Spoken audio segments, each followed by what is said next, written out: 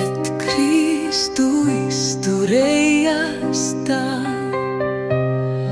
kā bijām pelnījuši mēs, lai pret mums varētu izturēties tā, kā ir pelnījis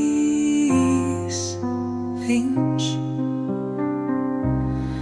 Viņš saņēma sodu par mūsu grēkiem, sodu, kuru nebija pelnījis,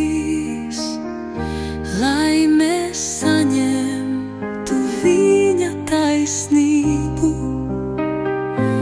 kuru neesam pelnījuši.